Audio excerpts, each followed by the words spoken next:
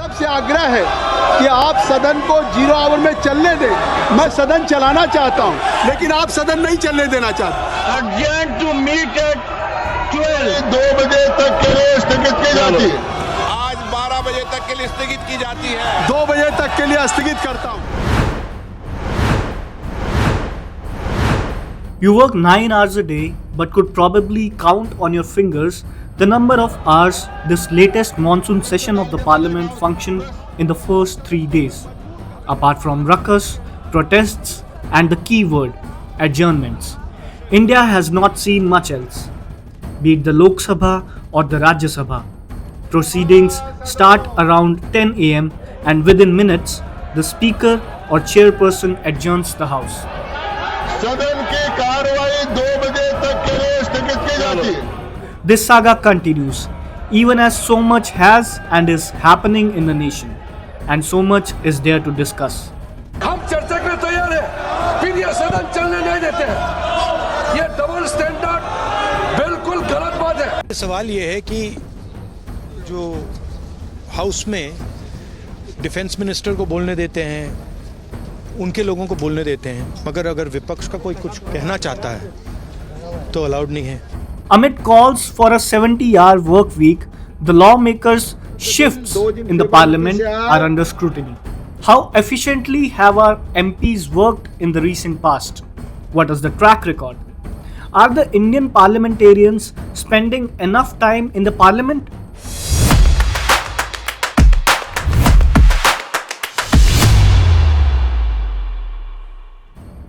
Now, publicly available data reveals some shocking details.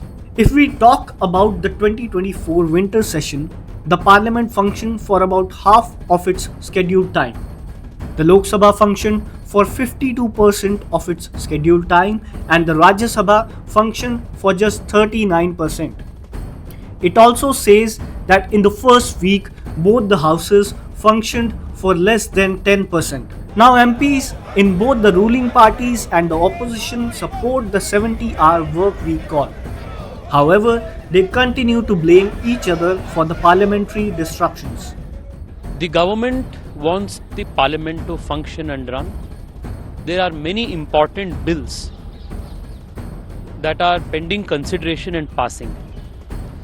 The opposition, however, is indulging in politics of disruption, and this is not only costing the taxpayers money, but is an impediment to the government's and the nation's progress. It's extremely unfortunate. Government should accept the adjournment motions on of the opposition.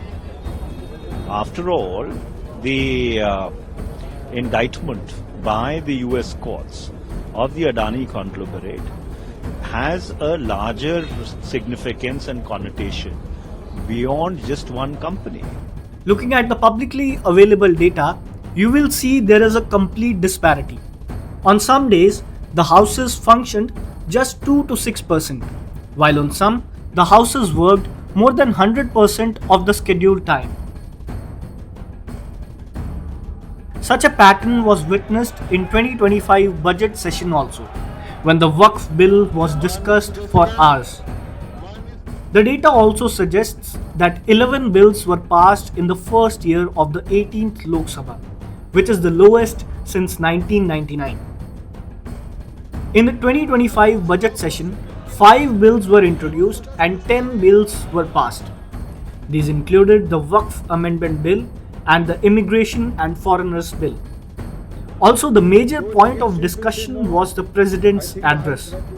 Data shows that the discussions of the President's address lasted for 35 hours. Acceptance of the adjournment motion notice is another major concern. None of the adjournment motion notices were accepted in the budget session.